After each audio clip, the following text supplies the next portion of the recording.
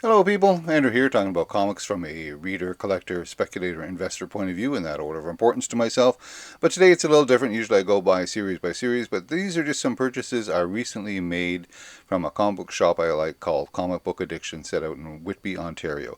It has golden, silver, bronze, copper, graded, ungraded, about 150 long boxes full of $2 to $5 books, mainly $2 books. A great selection of material. The one thing they don't have, or they don't care to have a lot of, is modern and modern keys and variant covers. They focus more on stuff probably prior to the year, 1990. And a lot of that stuff that's after 1990 will be found in these $2 bins. I bought a lot of $2 bin stuff, but I also bought a couple of books. I went down there for a Silver Age Fantastic Four, which we'll get to. So we'll just quickly we'll go through all this sort of stuff. This is Avengers #5 from the second series, the Heroes Reborn series. I didn't think it was a great series at all, but the Avengers collector in me wants to get all of these Avengers book, and with issue #5, I complete that particular run. Yay! So back in again in the 2000s, you had Brian Michael Bendis and Jonathan Hickman, both taking turns at writing the Avengers and the New Avengers, and there was a lot of variant covers and reboots, issues reboot from 1 to 30 or whatever it was, a number of times. And so when I was first buying all these Avengers books, I often got a little confused as to whether I was buying an Avengers, a New Avengers, this run, that run. I think I've pretty much got it sorted out now, and I only need a handful from both runs to complete the runs. So this is Avengers, the Bendis version, and then we have Avengers, the Hickman version. As I say, buying all of these books brings me closer to completion. So that's a New Avengers by Hickman. This is a Avengers by Hickman, and if you're not careful, you read that says the New Avengers there, and it's so the tiny print, and you can flipping through a book, you might miss out that these are different titles. And that's what happened when I first started. I didn't realize that there were so many variations in titles. So this is the Hickman run of the New Avengers. We have issue #4 and issue #6 and issue #12. Nice Thanos cover there. That's issue 12, right? And again, there's a ton of Avengers material out there. Surprisingly, a lot of it is good. So this was The Secret Avengers, written by Ed Brubaker. Can't complain about that, with art by Mike Diodato. I've read a big chunk of this, but I haven't had issue #1. But again, this was in the $2 bins, yay for me. There was a series called Avengers Arena, which surprised me how I didn't have high hopes for it. It seemed like it was just like a Hunger Games style of book, but it actually turned out to be quite interesting. And it ran for something like 18 issues or something. I'm only missing issue 14. But the sequel to that was this book, the series called Avengers Undercover, which ran for 10 issues. And with buying issue #4 and issue #6, I now complete Avengers Undercover. Yay. Electra #1. Again, there's been a lot of Electra books. She recently had an issue 100 in legacy numbering. That was pretty high. I didn't realize that she had that many books in her thing. This is not Immortal Hulk #1, which I thought it was, because again, some of these books, Hulk and Thor and even Captain America, they have so many reboots and so many new titles. That it's easy to get lost in the mix. This is actually part of the King in Black storyline. That's something I'm unfamiliar with. This is the second book that I've got in the King in Black one. The other one was a Ghost Rider #1, which again, it was like, oh, well, here's a Ghost Rider 1. I haven't seen that cover before. Again, that doesn't mean anything. But again, so now I have 2 books in the King of Black series. So this was the Silver Age Fantastic Four book that I went down for. I think it's in sharp condition. It's an issue #38. Cost me $180. I'm willing to pay that $180 for such a sharp copy. I get it that it's not a major key. It's not even a minor key. It's just one of those filler books, and it's like issue #38. So nothing great about it. Not very, very early, but I think it's for my personal Fantastic Four collection, and if I can afford to buy a better book, I'll buy a better book. As I say, you could probably get an issue #38 in a slightly lower quality for. Actually, they had one there as well. They had one there for $110, but putting them side by side, there was no comparison as to which one was the better book. And this is a nice sharp copy for Fantastic Four number 38. Very happy to have this. So while I'm there, they also have a whole whack of bins out there where they've taken some of this Silver Age and Bronze Age, not so much the Golden Age, and they've reduced the price on it by half. Either they've gotten other books that are so much better that they, stock them that way, or they're just part of a collection. They say, well, we'll put it out at this price for those that want it, and then eventually they reduce these books that haven't moved in a period of time to half price. And this was a half price book. Again, a Silver Age from 1967, Fantastic Four, annual number 5. What did I pay? I paid $40 for that. It's the first appearance of the Psycho Man. Pretty good condition for a square-bound book. I know that there's this little crease that goes right through there, and it's a little dirty. The whites aren't brilliant white, but the inside pages are pretty sharp. So pretty good deal for $40, and it brings me closer to completing Fantastic Four. As does this one here. Again, this is mentioned at $60, but it's really only $30. I thought it was pretty good. Again, it's not a key issue. It's Giant Size Superstars number 1 featuring the Fantastic Four, but this morphs into Giant Size Fantastic Four with issue number 2 of the Giant Size series. And you got a Thing versus Hulk cover. So really, for $30, and it brings me again closer to completing Fantastic Four, I thought it was a great deal.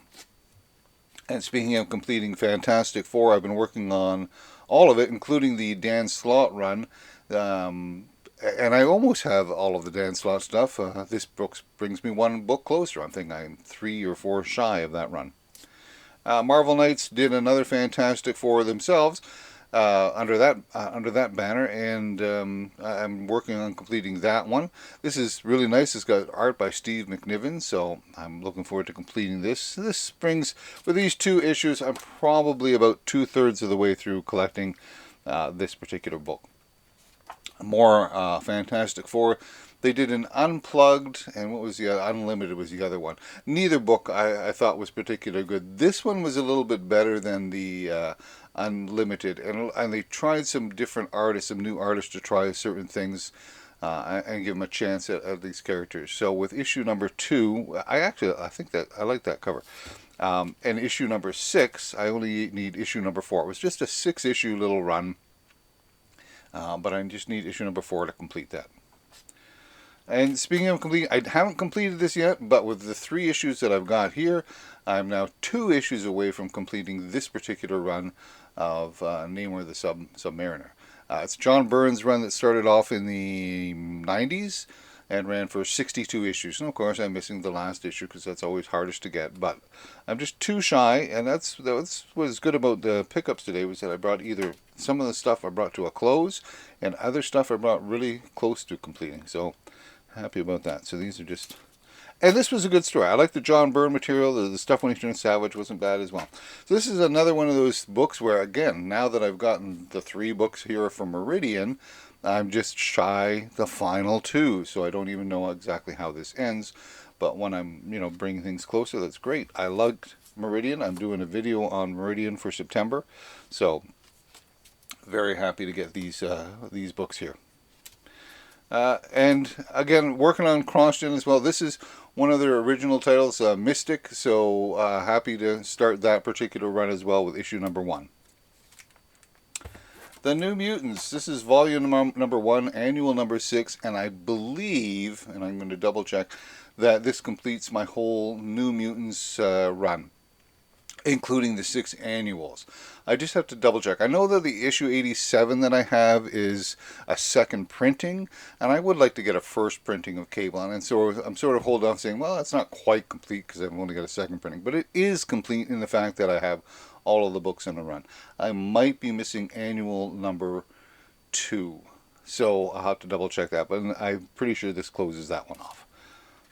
Thor, again, was one of those books, and I have been working on... Actually, it's been very great for picking up Thor stuff over the last couple of years. I've bought like a couple of 100 books, and they're from it's from silver, bronze, copper, modern. It's just, they're everywhere, and I'm not paying that much money for it. It's a very inexpensive series to get into, and I do like the character, and I like a lot of the stories that have been developed. This is from the second volume. So it's, yeah, I got issue number 12, 56, and 79. Again, I'm probably missing most of the material that I'm missing from this particular collection falls between issues 50 and 80. I have the last few where it's Thor disassembled, so I'm just working on those in between. And again, we bounce over to Straczynski doing some of the Thor, and with these issues here, issue number 2, which is not the best shape, but I needed it to complete. Issue number 5, issue number 7, issue number 8. That's a good cover. I like that cover. Issue number 10. All of these help complete the Straczynski run of Thor. It's not complete just yet, but again, making some serious inroads to making it a lot closer. Matt Fraction does the Mighty Thor following this, or somewhere around here, and this is issue number 1. I have, I think, a ton of his stuff, but it starts at issue number 4, so happily getting issue number 1. And then after issue 706, Jane Foster run, Jason Aaron continues on with Thor. This is the first issue, Legacy numbering 707. That was the problem with I find with Thor books, is that the Legacy numbering and the rebooting and calling it the Mighty Thor or just Thor or King Thor or whatever you want, it's just not so easy to put all the pieces together. Marvel did a lot of event stuff, and here's one of them here, Fear Itself. This is book number 7. This completes the original or the base run for Fear Itself. It doesn't complete the whole series because there are a ton of Fear Itself books out there. But with this book 7, I can read all 7, and then read some of the other stuff that is attached to it. But I was very happy to complete the mini-series of Fear Itself, which wasn't a bad mini-series. Working on the Hulk again. Same thing with with Thor. With getting silver, bronze, copper, modern. Hulk has been I've been buying an awful lot of Hulk over the last couple of years, and it has been very inexpensive. So getting these 3 books from the 90s, that's great because it helps complete. That's something you see every day. I love finding a book like Promethea at these $2 sales because it's not easy to come by.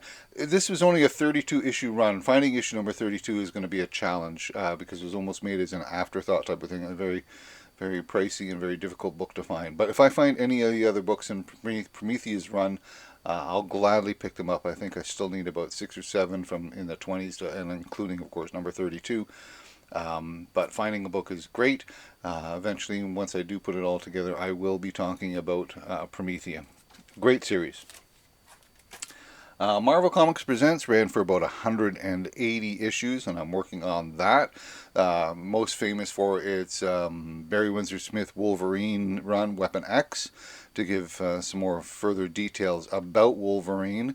But actually, during that run, I particularly liked the Shanna the She-Devil story more so than I like the Barry Windsor Smith story. Although I do like that one too, very much. I think they're both very good. But so I'm working on it, and these ones I'm happy with. I have 102, 104, 106. You'll see them, and when you say, well, where's 103, 105, 107? I actually have the odd numbers in this particular little stretch, but I don't have the even numbers until yesterday.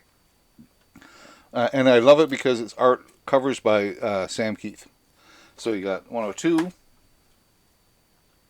104. Oh, is this yet? 106. See, and he does the Wolverine Nightcrawler as well. 108 with the Ghost Rider Werewolf, but again, there's your Sam Keith stuff. And this is 143. Wanted it for the Dark Siege line. One of my favorite of the event series that came out, and these, as I say, they have so many books attached to it, was Dark Reign, because I did like the Dark Avengers. I liked that story. It was kind of fun. So every once in a while I'm working on all of the pieces to the Dark Reign, and whenever I go to a place like here, they had a number of other books parts of the list, but I picked up these couple. I hadn't seen these before. Hawkeye number 4 and Hawkeye number 5. Okay, so the Empire series, I haven't read it. It does involve the Avengers and Fantastic Four, two books that I collect. But really, I was interested in picking up issue number one because I'm looking to find the first appearance of Jovel. I believe that's his name. It's the two kids that show up in the Fantastic Four. One's a Kree and one's a Skrull. They're adopted by Ben and Alicia. I like the characters very much, and I wanted to know their first appearance. And I have two different sources telling me two different things. One of them tells me that it's in Empire number one, and another one tells me it's in Fantastic Four Empire number zero. So I have the Fantastic Four Zero. I didn't have the one, so I was looking for one. And while I was there, I found all of these other copies to complete the main run here. So I bought those. I still don't know because I haven't read number one, but I'll let you know when I talk about the Dan Slott Avengers as to where the kids first showed up. So that's the issue number one I gotta read and check out. A variant copy for issue number two, a variant copy for issue number three. This is all relatively new stuff, and it, well, within the last 10 years. And again, I'm buying $2 a piece, and they are variant covers. Number four, and then the Aftermath issue. I know there's some other attachments to it, so let's hope it's good. So the last couple of books here, this is Man Thing number one. Again, this was nice. It completed this series. Now, I was a little disappointed in this series. It was by R.L. Stine, the guy who does Goosebumps. And I've read issues 2 through 5, and I didn't find it particularly interesting. I didn't like the fact that he sort of gave Man Thing back some sort of semblance of intelligence, and I don't like where they've gone with him since this sort of time. I like him as a muck monster. What's wrong with being a muck monster that, that feeds off of emotions? I thought it was a great character, and he's the guardian of the nexus of all realities and has no idea that's what he's supposed to be doing. I liked that version of the character, but because I like the character, I will find out how they've drastically altered and changed it, and hope that there's still some good stories in there. So that completed that, and the final book that I bought was a book I've been looking for, was Adventures into Fear number 19, featuring the Man Thing. But this is the first appearance of Howard the Duck. This is what I would consider a minor, mid-level key. But, it's not even so much that it's the first appearance of Howard the Duck. Why it cost me, that's why it cost me $145. And I know that it's in a lower grade. You can see that there's a little tick mark there and a little slight tear there. But I think it's in pretty good shape for $145. And I need it for my Man Thing collection to buy up to complete the Fear run. This was always going to be the most expensive of the book because of the Howard the Duck appearance, but I really like picking up. I thought this was a fair price for a fair copy. So that's it for me and for these books. Be good to yourself. Be good to others. And we'll see you again soon.